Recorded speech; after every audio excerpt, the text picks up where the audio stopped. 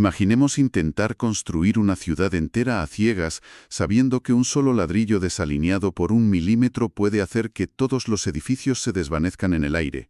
Ese es exactamente el nivel de fragilidad y precisión al que nos enfrentamos al programar los ordenadores cuánticos del futuro. Una imagen tremenda para empezar. Hola a todos y reciban una cálida bienvenida a la inmersión profunda de hoy.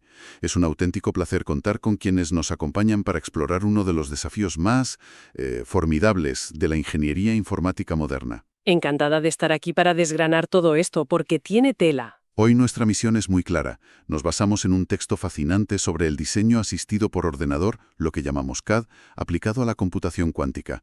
Y el meollo de esta exploración es entender cómo los ingenieros pueden saber, con certeza matemática absoluta, si dos circuitos cuánticos hacen exactamente lo mismo. Lo que en la industria se conoce como la verificación de equivalencia. Eso es el pilar fundamental que nos permite optimizar el software sin romper el hardware por el camino.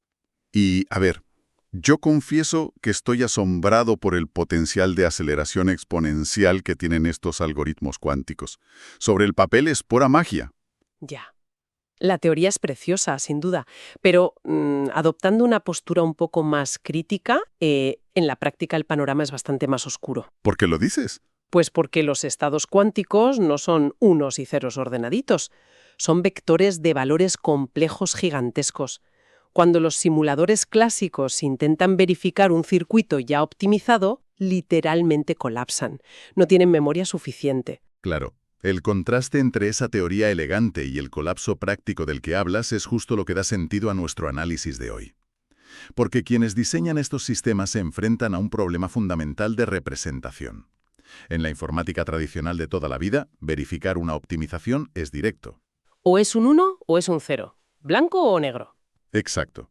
Pero al meternos en el mundo de los qubits, el panorama cambia drásticamente por un fenómeno súper específico, el concepto de la fase.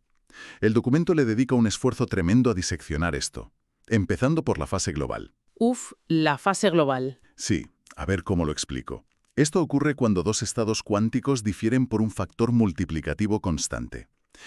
Matemáticamente se representa como e elevado a iz. Pero para visualizarlo en el mundo real, imaginemos a dos coros sinfónicos, a intensidad. Pero un coro empieza a cantar, digamos, un microsegundo más tarde. Para el público en el auditorio, que en este caso sería el acto de medir el sistema cuántico, la música suena idéntica. ¿Nadie en el público nota esa diferencia? Exacto, nadie lo nota. Esa es la fase global. Y es una analogía muy visual, pero claro, introduce una fricción inmensa a nivel de software. O sea, esa flexibilidad física de la que hablas es una auténtica pesadilla computacional. Una pesadilla. Totalmente. En un entorno clásico, comprobar si dos circuitos son iguales es facilísimo. Dos funciones son equivalentes si sus matrices de verdad son idénticas. Claro, comparas y listo. Pero en el dominio cuántico, dos circuitos pueden tener matrices que en la memoria del ordenador se ven completamente distintas. Están llenas de números complejos que difieren muchísimo a nivel numérico. Y sin embargo, dan el mismo resultado. Eso es, al medirse producen la misma probabilidad. Si intentamos comprobar esto por fuerza bruta, multiplicando matrices paso a paso, el coste computacional se dispara hasta volverse inasumible. Y ojo, porque el problema no se queda ahí. El documento también aborda la fase relativa, que es todavía más caótica. Pero entraremos en eso en un momento. Antes creo que es vital entender por qué los diseñadores de CAD permiten estas diferencias de fase. Claro, ¿por qué no exigir que los circuitos sean idénticos y punto? Exacto. Y aquí el texto nos da un ejemplo práctico que a mí me parece estelar, el circuito de Margolis. Un clásico en la optimización. Así es. Para quienes nos escuchan y conocen las puertas lógicas, la puerta Toffoli de 3 qubits es fundamental. Pero su implementación estándar requiere 6 puertas CNOT y 8 puertas de 1 qubit. Es un bloque pesadísimo. Muy pesado, sobre todo si necesitas miles de ellas para un algoritmo. Pues resulta que este investigador, Margolis, demostró que puedes hacer exactamente la misma operación usando muchos menos recursos. Pero con trampa. Bueno, con una condición. Hay que aceptar que el estado resultante tendrá una diferencia de fase relativa respecto al original. Y yo concedo que esto es utilísimo. De hecho, para algoritmos pesados como la exponenciación modular de Shor en criptografía, reducir la profundidad del circuito es vital. Para evitar el ruido y la decoherencia, ¿no? Exacto. Pero, y aquí me pongo firme, Validar que el circuito de Margolus no ha roto nada es el verdadero cuello de botella. A ver, explícame eso. Pues que un compilador te puede reducir el circuito a la mitad en un segundo.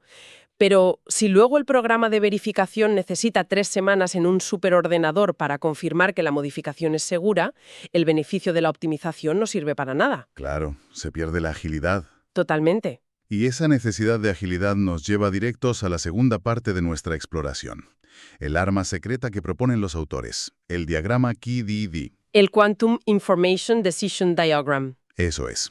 Una estructura de datos fascinante, basada en los Arrow-BDD clásicos. Básicamente es una obra maestra de la compresión.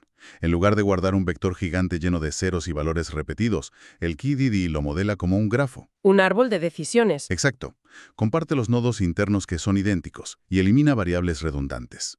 Y lo más mágico de todo esto es una propiedad llamada canonicidad. Ahí quería yo llegar. Es que es brutal. Si dos estados son matemáticamente iguales, el QDD los comprime tanto que terminan apuntando exactamente al mismo nodo raíz en la memoria. O sea, la misma dirección física. ¿Sí? Por lo tanto, comprobar la equivalencia es O de 1. Es instantáneo. Solo comparas 2 punteros de memoria y ya está. Vale, entiendo tu entusiasmo, pero aquí tengo que moderar un poco las expectativas. No es tan mágico como parece. A ver, la canonicidad es preciosa en un entorno ideal, pero en la realidad de la síntesis de circuitos, la equivalencia exacta casi nunca ocurre. Por las diferencias de fase que comentábamos. Justo. En cuanto metes una puerta de Margolus y generas una fase global o relativa, por minúscula que sea, la canonicidad del QDD se rompe en pedazos. Los grafos ya no apuntan al mismo sitio. Exactamente. Y el texto menciona un algoritmo básico llamado apply, que recorre los grafos nodo por nodo para intentar ver si son equivalentes, pese a la fase. Sí, lo he visto. Pues tiene una complejidad de O de A por B, o sea, el tamaño del grafo A multiplicado por el grafo B. Sigue consumiendo demasiada memoria. No basta por sí solo. Y ahí es donde el análisis se pone realmente interesante, porque los autores saben que la fuerza bruta o el método apply básico hacen aguas, así que introducen métodos específicos para la fase global. Vamos a desmontar la fuerza bruta entonces. Venga, tradicionalmente usábamos el producto interno o el producto matricial, que son cuadráticos y lentos. Pero el texto revela un atajo, el lema 2. Un lema muy debativo. Sí. Fíjate lo que dice. Si dos diagramas QDD difieren solo por una fase global, independientemente de la fase que sea, tienen exactamente el mismo número de nodos. Es una deducción matemática impecable.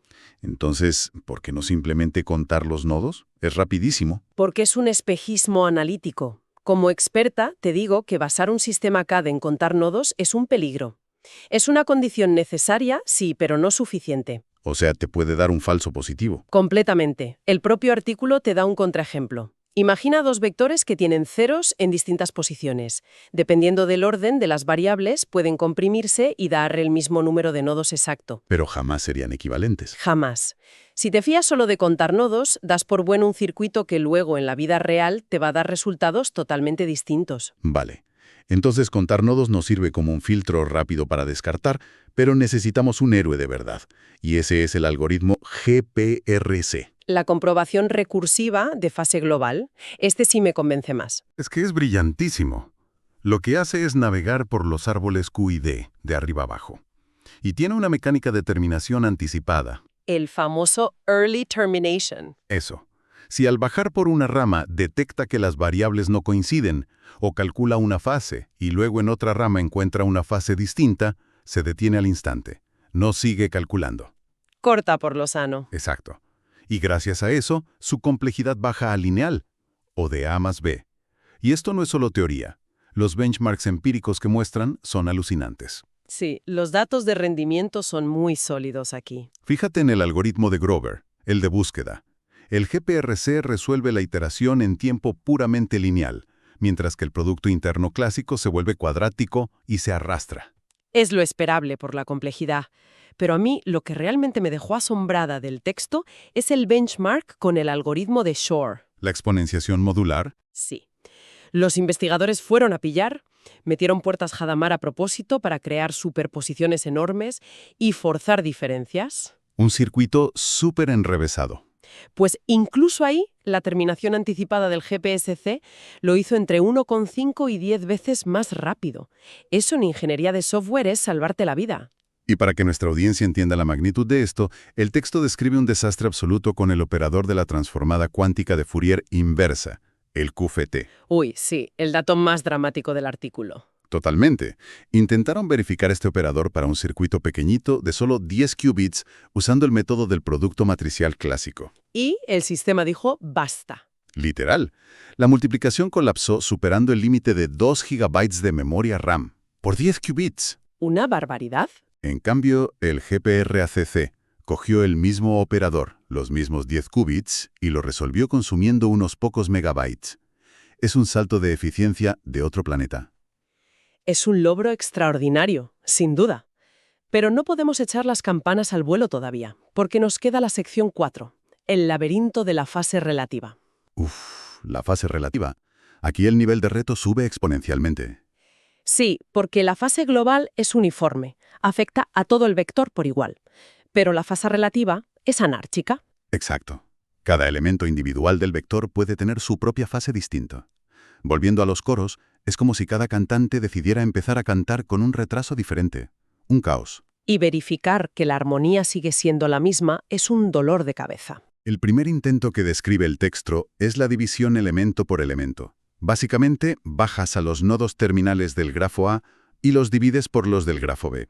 Si el valor absoluto de esa división te da 1 en todos los casos, son equivalentes. La idea es intuitiva, pero yo planteo un problema supercrítico. ¿Qué haces con los ceros?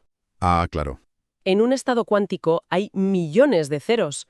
Si el algoritmo intenta dividir 0 entre 0, el procesador te tira un error matemático, el sistema se cuelga. Y la solución a esto es ingeniosísima. Usan un valor centinela. A ver, explícanos esto del centinela. Pues cuando el sistema ve un cero válido, uno que está en la misma posición en los dos circuitos y no afecta la equivalencia, en vez de intentar dividirlo, el programa inserta un 2. ¿Y por qué un 2 específicamente? Porque estamos hablando de probabilidades normalizadas, ¿verdad? La suma de las amplitudes nunca puede pasar de 1. Así que un 2 es matemáticamente imposible en el circuito. Actúa como una baliza. El algoritmo lo ve y dice, vale, lo ignoro y sigo analizando el resto. Es un parche muy pragmático, la verdad. Evita el cuelgue por la división por 0. Pero sigo siendo crítica. Esta división elemento por elemento sigue siendo lenta. Tiene complejidad O de A por B. Es cuadrática. Y por eso los investigadores exploran atajos. Por ejemplo, la fusión de terminales no cero, basada en el lema 3. Que dice que los ceros deben estar en la misma posición geométrica. Si no, lo rechaza directamente. Exacto. Pero mi favorito, y creo que es el ganador indiscutible en velocidad, es el módulo y comparación de diagramas. Ya sabía yo que te iba a gustar ese. Es que es brutal. Coge los nodos complejos y los convierte a valores absolutos. ¡Pum! Se carga todas las fases relativas de un plumazo. Y luego simplemente compara si los grafos son idénticos. En tiempo O de A más B. Lineal. Súper rápido. En los benchmarks de simulación hamiltoniana o creación de pares EPR, este método destroza a los demás en tiempos de ejecución. Vale, es rápido. Rapidísimo. Pero aquí tengo que defender firmemente la división elemento por elemento. Y tengo un argumento crítico para esto. Adelante, soy todo oídos. El método de módulo es genial para saber que dos circuitos son equivalentes. Te dice sí o no. Pero si eres un ingeniero usando un programa CAD para sintetizar un circuito físico... ¿Necesitas más datos? Exacto. Necesitas saber cuál es exactamente esa fase relativa. Porque luego tienes que ir al hardware real e insertar puertas correctoras, puertas Z, para compensar ese desfase. Ah, claro, el método rápido te borra esa información. Eso es. El método de módulo te destruye el dato de la fase al hacer el valor absoluto. La división elemento por elemento, aunque sea un poco más lenta, es el único método que te calcula los factores reales de fase. Si no tienes eso, no puedes corregir el circuito luego. ¡Qué punto más fascinante! O sea, un equilibrio constante entre velocidad de computación bruta y la necesidad de extraer información útil para la vida real. Exactamente. No todo es ir rápido asintóticamente. Bueno, menuda inversión profunda hemos tenido hoy. Para ir asentando todo este conocimiento, creo que es vital hacer un bloque de conclusiones claras. Me parece perfecto. Primero, hemos aprendido que el diseño CAD para la computación cuántica no puede usar las herramientas clásicas de siempre. La complejidad de las fases lo rompe todo. Totalmente. Segundo, los diagramas QUIDIT son vitales. Nos permiten comprimir estados complejos y evitar que la memoria RAM colapse al instante. Y como tercera conclusión, hemos visto que la fuerza bruta no sirve. Algoritmos como el GPRC son una genialidad porque operan en tiempo lineal, explotando la estructura del grafo para detenerse pronto. Y finalmente, en el laberinto de la fase relativa, herramientas como la división con centinelas numéricos nos permiten sobrevivir a los ceros matemáticos. Y yo añadiría como conclusión final que el verdadero valor de todo este andamiaje matemático es permitir a los diseñadores usar circuitos más pequeños y optimizados. Como el de Margolis. Eso es, usar a Margolis con total seguridad, allanando el camino hacia ordenadores cuánticos reales y funcionales sin romper el entrelazamiento por error. ¡Qué resumen tan bueno! Y si me permites, para cerrar nuestro análisis de hoy, me gustaría lanzar una reflexión un poco provocadora a quienes nos escuchan. Por supuesto, adelante. Hoy hemos visto que en el mundo cuántico los ingenieros logran optimizar sistemas enteros ignorando de forma inteligente aquella información que no afecta al resultado final medible. Como la fase global. Justo, y esto nos obliga a preguntarnos algo sobre nuestros propios sistemas en la sociedad clásica. Tenemos centros de datos masivos consumiendo energía a lo bestia. ¿Cuánta energía y tiempo de procesamiento estamos desperdiciando diariamente calculando métricas y fases absolutas que al final del día nadie va a medir ni a necesitar para tomar decisiones? Madre mía, es una perspectiva increíble. Quizá el futuro de la eficiencia no sea calcular más rápido, sino saber qué ignorar. Exactamente. Qué gran reflexión para terminar. Queremos agradecer inmensamente a nuestra audiencia por acompañarnos en esta exploración tan densa y fascinante. Es un tema complejo, pero la curiosidad siempre es la mejor herramienta para entender el futuro que ya está aquí. Nos despedimos cordialmente por hoy y esperamos que sigan cuestionando la tecnología que nos rodea. Hasta la próxima.